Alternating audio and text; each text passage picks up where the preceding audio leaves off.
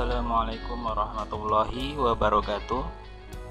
Pada kesempatan ini saya akan memberikan sedikit penjelasan berkenaan ihwal peran, fungsi, dan kedudukan bahasa Indonesia.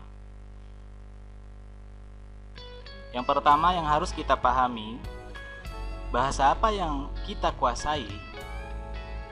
Seberapa dekatkah kita dengan bahasa Indonesia?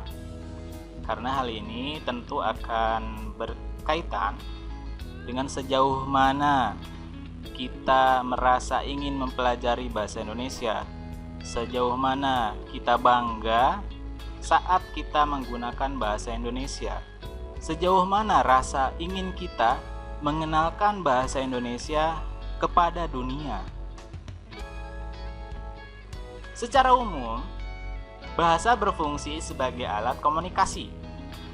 Berkenaan dengan fungsi tersebut, fungsi bahasa secara lebih rinci, antara lain fungsi kebudayaan. Nah, ini bisa sebagai sarana perkembangan kebudayaan, sebagai jalur penerus kebudayaan, atau juga sebagai inventaris ciri-ciri kebudayaan. Karena bahasa dan budaya ini tidak dapat dipisahkan, ya. Dapat ada suatu statement kebudayaan dicerminkan oleh bahasa. Ada juga bahasa yang mencerminkan suatu kebudayaan. Bahkan bahasa bisa menjadi ciri atau identitas dari pembicaranya.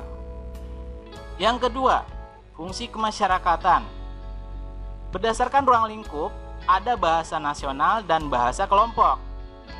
Berdasarkan bidang pemakaian, bahasa resmi dan bahasa tidak resmi. Kemudian fungsi pendidikan. Fungsi integratif, bahasa sebagai alat yang membuat anak ingin dan sanggup menjadi anggota suatu masyarakat.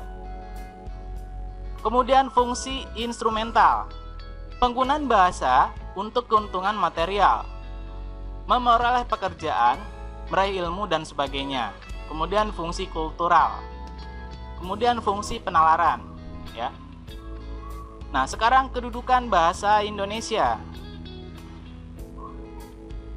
Pada bab berapa dan pasal berapa dalam Undang-Undang 1945 bahasa Indonesia dikukuhkan?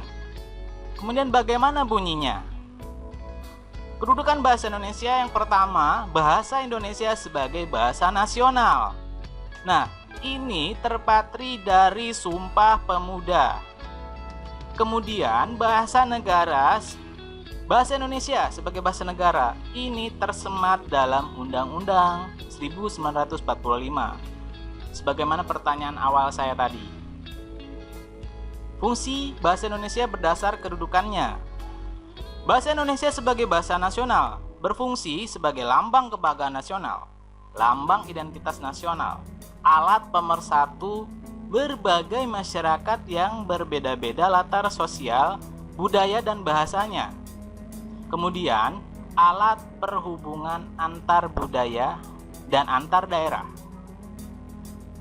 Kemudian, bahasa sebagai bahasa negara berfungsi sebagai bahasa resmi kenegaraan, sebagai bahasa pengantar di lembaga pendidikan, sebagai bahasa resmi dalam perhubungan tingkat nasional untuk pembangunan dan pemerintahan. Kemudian, bahasa resmi dalam pengembangan kebudayaan nasional, ilmu pengetahuan, dan teknologi. Kemudian bahasa Indonesia sebagai bahasa resmi. Ya, ini yang akan saya munculkan sedikit. Ini termaktub dalam pasal 25 ayat 3. Yang di situ menunjukkan fungsi sebagai bahasa resmi kenegaraan.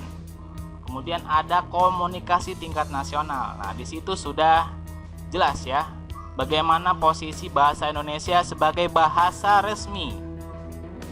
Kemudian penggunaan bahasa Indonesia dalam ragam tulis. Nah, ini berkaitan dengan ragam tulis. Pada pasal 31 ayat 1. Nah, di sini berkaitan dengan nota kesepahaman dan atau perjanjian, ya. Penggunaan bahasa Indonesia dalam ragam tulis. Kemudian berikutnya, pasal 34 ya. Ini masih dalam ragam tulis.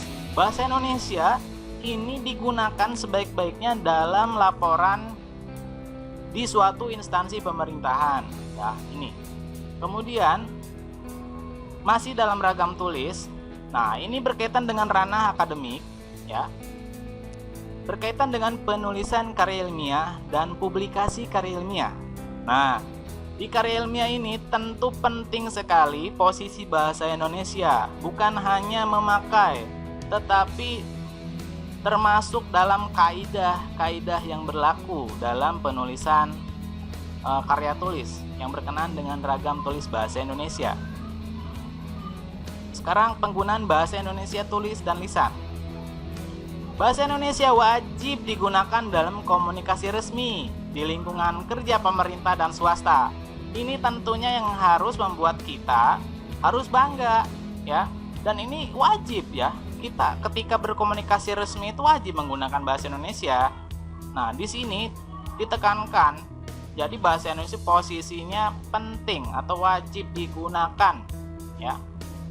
Kemudian penggunaan bahasa Indonesia lisan, ya. Di situ ada tercantum dalam pasal 32, ya. Digunakan dalam forum bersifat nasional atau yang bersifat internasional sekalipun, ya. Oke, ini ada referensi yang dapat digunakan berkaitan dengan materi ini. Yang pertama, ada bahasa Indonesia sebagai mata kuliah pengembangan kepribadian yang disusun oleh Zainal Arifin dan Tasai. Kemudian bahasa Indonesia pengembangan kepribadian di perguruan tinggi yang disusun oleh Hermanto dan Emidar. Sekian pemaparan mengenai materi kali ini. Wassalamualaikum warahmatullahi wabarakatuh.